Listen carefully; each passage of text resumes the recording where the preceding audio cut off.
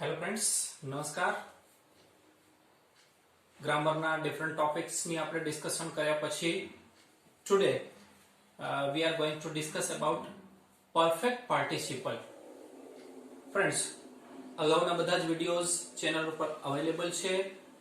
Like અને subscribe કરી દેજો, ફ્રેન્ડ્સ સાથે શેર પણ કરજો કે જેથી કરીને નવા નવા વિડિયોઝ તમે જોઈ શકો. ઓકે, ટાઇટલ છે આપણે ગ્રામરનો પોઈન્ટનું ટાઇટલ છે આપણું પરફેક્ટ પાર્ટિસિપલ. હવે જુઓ ફ્રેન્ડ્સ, તમે એને અર્થની દ્રષ્ટિએ વિચારો તો પણ તમને ખબર પડી જશે. સપોઝ પરફેક્ટ એટલે કે પૂર્ણ. હવે તમે જાણો છો કે પૂર્ણકાળ ગમે એટલા હોય, પછી પૂર્ણ વર્તમાન હોય, પૂર્ણ ભૂતકાળ હોય કે પૂર્ણ ભવિષ્યકાળ હોય, એનામાં હેવ અથવા હેવનું કોઈક રૂપ આવે. જેમ કે પૂર્ણ વર્તમાન કાળ છે તો એની વાક્ય રચના શું છે? તો હેવ અથવા હેઝ પ્લસ V3. તો પૂર્ણકાળમાં હેવ અથવા હેવનું કોઈક રૂપ આવે અને સાથે સાથે ફરજિયાત V3 આવે અને આવે જ. જેમ કોઈ પણ કાળનું તમે પેસિવ કરો છો ત્યારે પણ એનું એ સેન્ટેન્સમાં આપણે V3 કમ્પલસરી લખીએ છીએ. કોઈ પણ કાળના પેસિવમાં આપણે V3 લખીએ છીએ. એવી જ રીતના કોઈ પણ પૂર્ણકાળ કરો છો એમાં પણ V3 આવે જ. તો હેવિંગ વાળી વાક્ય પરફેક્ટ એટલે કે હેવનું રૂપ છે હેવિંગ. બીજું કે પાર્ટિસિપલ. હવે ફ્રેન્ડ્સ, વર્બના 4 ફોર્મ્સ છે. ફર્સ્ટ બેઝ ફોર્મ જેને આપણે કહીએ છીએ, જેમ કે માત્ર પ્લે. ટુ પ્લે બોલીશું તો ઇન્ફિનિટિવ થશે, તો એક થયું પ્લે. બીજું આવે છે V2 જેને આપણે ભૂતકાળ કહીએ છીએ એટલે કે પાસ્ટ ટેન્સ. ત્રીજું આવે છે V3 એટલે કે જેને આપણે ભૂત કૃદંત કહીએ છીએ, પાસ્ટ પાર્ટિસિપલ. અને ચોથું આવે છે V4 એટલે કે ક્રિયાપદનું ing વાળું રૂપ, જેને બીજા અર્થમાં આપણે જીરંડ પણ કહીએ છીએ. એક્ચ્યુઅલી જીરંડને બીજી વાતો છે, એની આપણે અગાઉ નેક્સ્ટ સેશન્સ જે લઈશું એમાં ડિસ્કશન કરશું.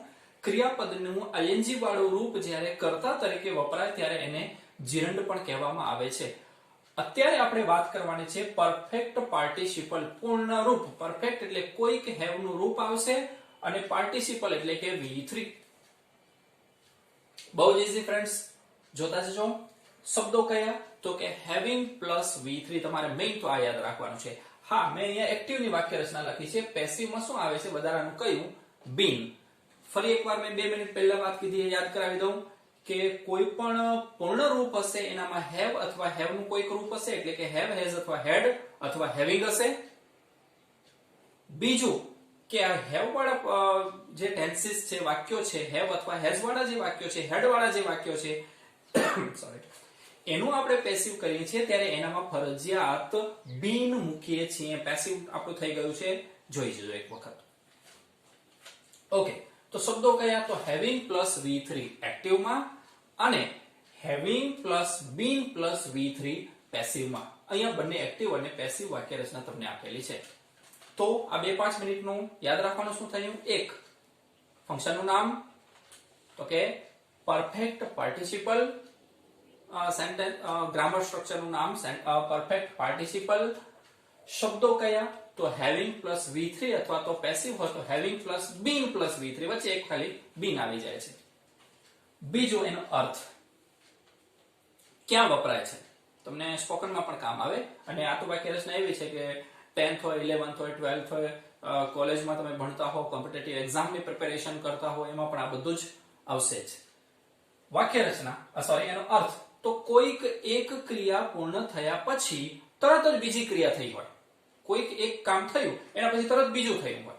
એક્ચ્યુઅલી ખબર છે ને, આપણે એનામાં પૂર્ણ ભૂતકાળ પર વાપરતા હતા. કોઈક એક ક્રિયા થઈ ગયા પછી બીજી કોઈક 2 ક્રિયાઓ બની હોય, એક ક્રિયા બની એના પહેલા બીજી કોઈક એક ક્રિયા થઈ ગઈ હોય તો એના માટે આપણે પૂર્ણ ભૂતકાળ વાપરતા હતા. અહીંયા શું છે કે એક ક્રિયા થઈ એના પછી તરત જ બીજી કોઈક ક્રિયા થાય છે.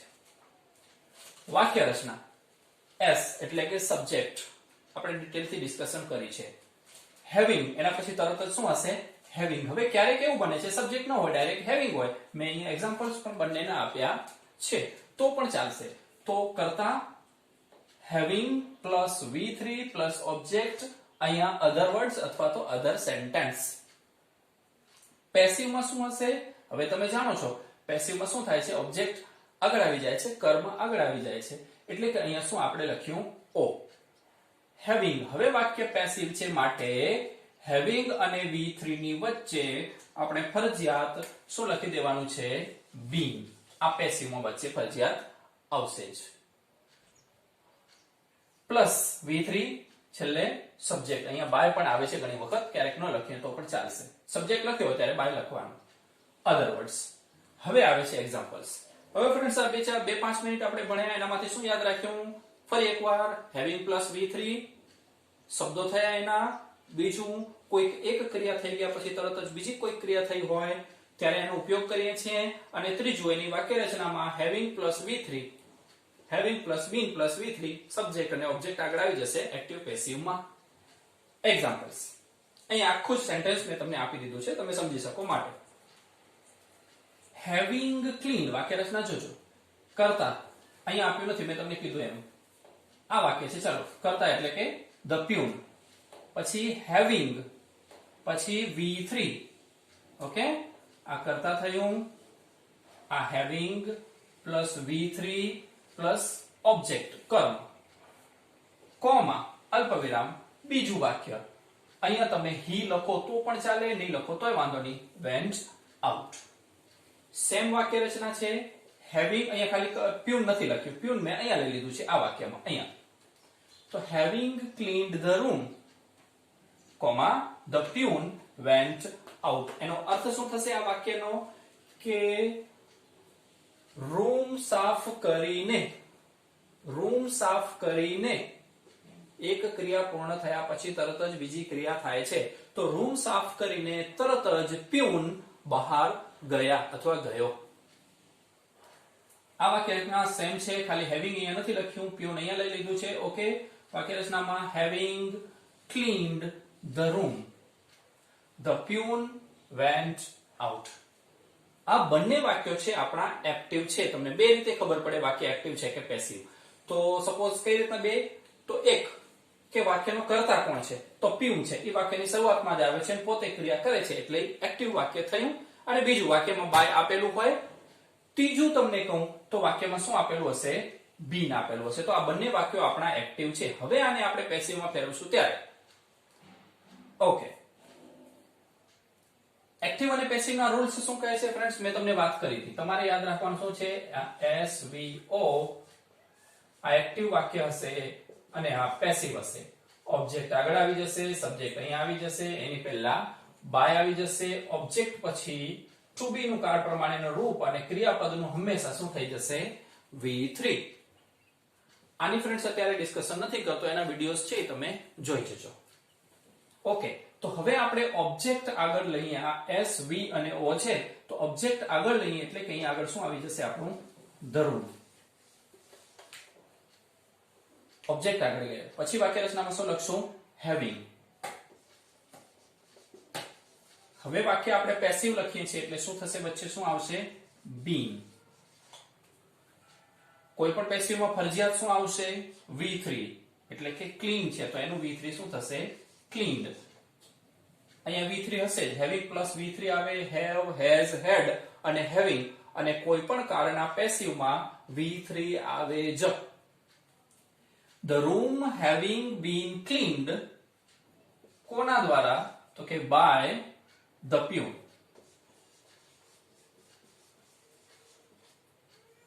કોમા went out લખો તો પણ વાંધો નહીં. વાક્ય પૂરું કરવું હોય તો he went out લખો તો પણ વાંધો નહીં. અહીંયા વાક્યમાં કોઈ ફેરફાર આવશે નહીં પાછળના વાક્યમાં. તો ફ્રેન્ડ્સ બરાબર જોઈ લો એક આ વાક્ય. હવે એને આધારે આપણે બીજું જોઈએ. આનું પેસિવ એડજસ્ટ કરીએ છીએ અત્યારે. તમારે તો આઈડેન્ટિફાઈ કરવાનું હશે. આ ખાસ કરીને તમને પૂછાવાની જે શક્યતા છે એ છે એરર કરેક્શનમાં. ઓકે,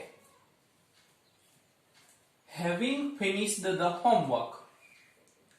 હોમવર્ક ફિનિશ કર્યા પછી તરત જ, ભાષાંતર અર્થ પણ જોતા જાઓ ફ્રેન્ડ્સ. હોમવર્ક પૂરું કર્યા પછી, હોમવર્ક ફિનિશ કર્યા પછી તરત જ તથ્ય વેન્ટ ફોર પ્લેઇંગ. તથ્ય રમવા માટે બહાર ગયો. હવે આ વાક્યને પેસિવ કરવું હશે. જોઈ લો તમારી સામે જ છે. આ વાક્ય રચના જોઈ લો, આ વાક્ય રચના પણ જોઈ લો. ઓકે, તો ઓબ્જેક્ટ કર્મ શું છે? કર્મ જાણવા માટે ફ્રેન્ડ્સ મેં તમને કીધું છે વોટ થી વર્બને પ્રશ્ન પૂછવાનો હંમેશા એક્ટિવ પેસિવ આ ધ્યાન રાખવાનું. તો હવે અહીંયા આપણે ફિનિશ ક્રિયાપદ છે. વોટ થી વર્બને પ્રશ્ન પૂછવાનો છે. વોટ એટલે શું અને ફિનિશ એટલે કે પૂરું કર્યું. તો શું પૂરું કર્યું છે? હોમવર્ક. એટલે એ આપણો ઓબ્જેક્ટ થશે. એને આગળ લઈ લઈએ તો ધ હોમવર્ક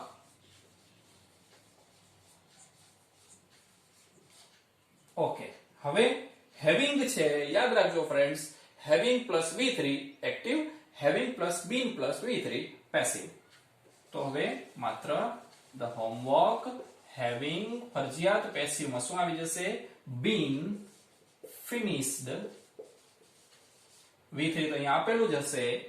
અહીંયા લખવું હોય તો લખી શકો બાય તથ્ય અથવા તો કોમા કરી અને સીધું વાક્ય એમને તમે લખી શકો છો. તથ્ય went for playing.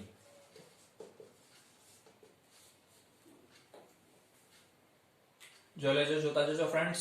તમારા કોઈ પણ ક્વેશ્ચન્સ હોય તો તમે કમેન્ટ કરજો, એના વિશે આપણે વધારે ડિસ્કશન કરીશું. ઓકે, હવે અહીંયા the teacher having taught the grammar અથવા તો grammar topic, the teacher having taught the grammar, comma gave us examples. હવે આ વાક્યમાં ફરીથી પેસિવ કરો છો ત્યારે આ જ વસ્તુ તમારા માટે મોસ્ટ ઇમ્પોર્ટન્ટ થઈ જાય છે. તો વોટ અને વર્બ એટલે કે શું? the teacher having taught, taught no meaning થાય છે શીખવ્યું. what taught શું શીખવ્યું? ગ્રામર. તો ગ્રામર છે એ આપણો ઓબ્જેક્ટ થશે જે આપણે આગળ લઈ લઈશું. the grammar. વાક્ય અહીંયા જોઈ લો, the homework, the grammar. સીધે સીધું આગળ આપણે શું લખી દઈશું? having been plus V3. આ તો આવશે જ. having been plus V3 એટલે કે taught. the grammar having been taught, the teacher આપ્યું છે તો આપણે લખવાનું by the teacher, comma he gave us examples અથવા તો gave us examples.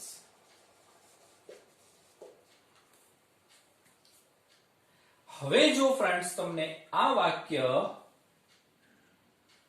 Complete the સેન્ટેન્સમાં પૂછે છે તો આવી રીતના પૂછશે. થોડું ક્લેરિફાય વધુ થાય એટલા માટે અહીંયા તમને સ્પષ્ટ, તમે આવું લખ્યું હોય તો પણ તમે એનો પર્ટિક્યુલર ગમે તે જવાબ લખી શકો છો. ઘણા બધા વિદ્યાર્થીઓનો જવાબ અલગ હોઈ શકે છે પણ આ રૂલ્સને ફોલો કરવો પડે.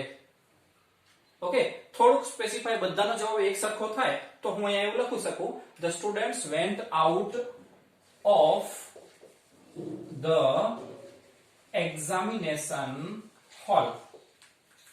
હવે તમારા બધાનો જવાબ એક સરખો થઈ જશે. ઓકે, જુઓ ફરી એકવાર ખાલી જગ્યા the students went out of the exam hall.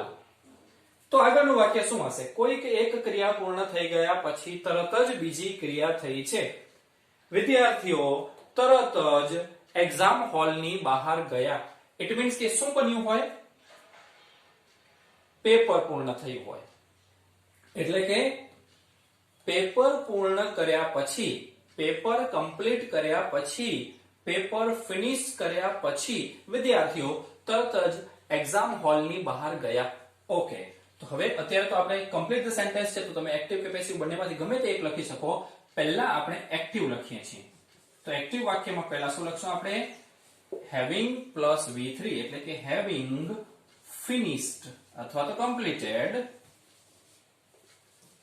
the paper. Having finished the paper, the students went out of the exam hall. હવે આ જ વાક્યને જો તમારે પેસિવમાં લખવું હોય તો શું થશે તમારું? the paper, ઓબ્જેક્ટ આગળ આવી જશે. વિચારજો friends, the paper, simple. having આવે એટલે having been V3 પેસિવમાં. તો paper having been finished અથવા તો completed comma the students went out of the exam hall. એમને એમ આપણે લખી દેવાનું છે. લાસ્ટ વન જોઈ લો અહીંયા. dash the players started celebrating. વિચારો. dash the players started celebrating. કોઈક એક ક્રિયા પૂરી થયા પછી તરત જ બીજી ક્રિયા થઈ તો the players started celebrating. Players છે બધા વિદ્યાર્થીઓ બધા જ ખેલાડીઓ છે એને ક્યારે સેલિબ્રેટ કરવાનું શરૂ કર્યું હોય એના પહેલા શું બન્યું હશે? મેચ જીત્યા હશે, ટાઇટલ જીત્યા હશે, કપ જીત્યા હશે, તો રેસ જીત્યા હશે. બરાબર છે. અહીંયા શું લખશું? એક્ટિવ વાક્ય. ચાલો, having plus v3, having won. શું જીત્યા? સિમ્પલ સેન્ટેન્સ બનાવવાનું. having won the match. having won the match, the players started celebrating. Match જીત્યા પછી અથવા તો કપ જીત્યા પછી, ટ્રોફી જીત્યા પછી, રેસ જીત્યા પછી ગમે તે લખી શકો, પણ having plus v3 આવશે. તો having won the match, the players started celebrating. Okay friends, તો આ આપણે ડિસ્કશન કરી પરફેક્ટ પાર્ટિસિપલ ની. બહુ જ ઈઝી. શું યાદ રાખ્યું? તો કે having plus v3 active, having plus been plus v3 passive. Passive આવે એટલે વચ્ચે બીન આવી જશે. ઓકે, અને બીજું વાક્ય એની સાથેનું હંમેશા બધા જ વાક્ય જોઈ લો, ઓબ્ઝર્વ કરી લો. બીજું વાક્ય હંમેશા ભૂતકાળનું હશે, એટલે કે એક પ્રકારનો આ પૂર્ણ ભૂતકાળ જ છે. તો having plus v3 બીજું ભૂતકાળનું વાક્ય. ક્લિયર? જોઈ લો ફ્રેન્ડ્સ, સ્ક્રીનશોટ લઈ લેજો અને આટલું તૈયાર કરી દેવાનું છે તમારે. થોડાક હવે તમને એક્ઝામ્પલ્સ આપી દઉં.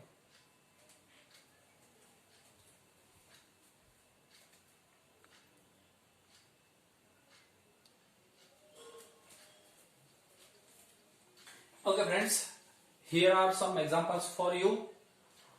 Think it as according I have taught you. બે જ વસ્તુ યાદ રાખજો, having plus v3, having plus been plus v3. હવે જો complete the sentence માં પૂછાય છે ફ્રેન્ડ્સ, જો આ 7 એક્ઝામ્પલ્સ તમને આવડી ગયા તો એમ માનજો કે તમને પરફેક્ટ પાર્ટિસિપલ તમને બધું જ આવડી જશે. હવે અહીંયા થોડું ક્લેરિફાઈ કરી દીધું છે મેં. જુઓ, આ એક્ટિવ છે એનું પેસિવ બનાવજો એટલે તમારા 7 દુ 14 એક્ઝામ્પલ્સ થશે. dash the cat run away from the house. કોઈક એવી ક્રિયા બની એના પછી તરત જ કેટ છે, બિલાડી છે, ran away from the house. અહીંયા તમારી પાસે લિમિટેડ ઓપ્શન આવી જશે, થોડોક અંદાજ આવી જશે કે માઉસ ને પકડીને તરત જ અથવા તો માઉસ ને ખાઈને તરત જ બિલાડી ઘરની બહાર જતી રહી, અથવા તો મિલ્ક પીને તરત જ બિલાડી બહાર જતી રહી, કેટ બહાર જતી રહી. એક્ઝામ્પલ થોડું આપું છું, હિન્ટ આપું છું તમને. he took rest. બરાબર છે? એવું કંઈક કામ કર્યા પછી એને આરામ કર્યો. તો અહીંયા તમારી પાસે ઘણા બધા આવશે, કોઈ પણ એક કામ તમે લખી દેશો તો પણ ચાલશે. કે હોમવર્ક ફિનિશ કરીને, રન એક્સરસાઇઝ ફિનિશ કરીને, પોએમ રીડ કરીને, ગમે ઘણા બધા ઓપ્શન્સ છે. એને તરત જ રેસ્ટ કર્યો. Next one, she started reading for 6 hours a day. એવું કંઈક થયું કે તરત જ એને પછી દિવસના 6 કલાક વાંચવાનું શરૂ કરી દીધું. તો અહીંયા પણ તમારી પાસે સપોઝ એવું લખીએ કે કોઈક એક છોકરી છે કે જે એક્ઝામમાં ફેલ થઈ છે, એટલા માટે એને તરત જ હવે દિવસના 6 કલાક વાંચવાનું શરૂ કરી દીધું. બીજી રીતે કહીએ તો એક્ઝામનું ટાઈમ ટેબલ ડિક્લેર થયા પછી, બોર્ડ એક્ઝામનું ટાઈમ ટેબલ ડિક્લેર થયા પછી તરત જ એને 6 કલાક વાંચવાનું શરૂ કરી દીધું. ફ્રેન્ડ્સ, જો કરતા પણ અહીંયા હું તમને કહેતો આવું છું, વર્બ્સ પણ કહેતો આવું છું, બહુ ઈઝી થઈ જશે. ધ્યાનથી સાંભળજો. ક્યાંક સ્કીપ થઈ ગયું હોય, ન સમજાણું હોય તો ફરીથી રિવાઇન્ડ કરીને તમે જોઈ લેજો. he was admitted in the hospital. એવું કંઈક થયું કે તરત જ એને હોસ્પિટલમાં એડમિટ કરવામાં આવ્યો. કોરોના પોઝિટિવ આવવાને લીધે, કે એક્સિડન્ટ થવાને લીધે, કે પડી ગયો હોવાને લીધે, ઇન્જર્ડ થયો હોવાને લીધે, વોટેવર. we started partying. અમે પાર્ટી કરવાનું શરૂ કરી દીધું. તો કોઈકના આવવાની વેઇટ હતી તો એ આવી ગયા પછી પણ અમે પાર્ટી શરૂ કરી દીધી, અથવા તો અમારી ટીમ છે એ ચેમ્પિયન થયા પછી અમે પાર્ટી શરૂ કરી દીધી. આ બધા ઓપ્શન છે તમારી પાસે ઘણા બધા. Next one, Virat left the crease. વિરાટે ક્રીઝ છોડી દીધી. ક્યારે? બે ઓપ્શન હોય, એક તો આઉટ થાય એટલે તરત જ ક્રીઝ છોડી દે, અથવા તો અમ્પાયર આઉટ આપી દે એટલે તરત જ ક્રીઝ છોડી દે. તો આઉટ થયા પછી, બોલ્ડ થયા પછી, કેચ થયા પછી વિરાટે તરત ક્રીઝ છોડી દીધી. Thief started running. થીફ એટલે કે ચોર સ્ટાર્ટ રનિંગ, ભાગવાનું શરૂ કરી દીધું. ક્યારે કરે? જનરલી સિમ્પલી સમજી જાય કે તેણે જેવા પોલીસને જોયા, ચોરે થીફે જેવા પોલીસમેનને જોયા કે તરત જ એણે ભાગવાનું શરૂ કરી દીધું. તો આ છે ફ્રેન્ડ્સ તમારા એક્ઝામ્પલ્સ. સીધા કોમેન્ટ બોક્સમાં તમે લખી શકો છો પ્રશ્નો તમારા જે કોઈ હોય, બાકી તમારે આ હોમવર્કમાં લઈ લેવાના છે. Thank you friends, thank you for watching video.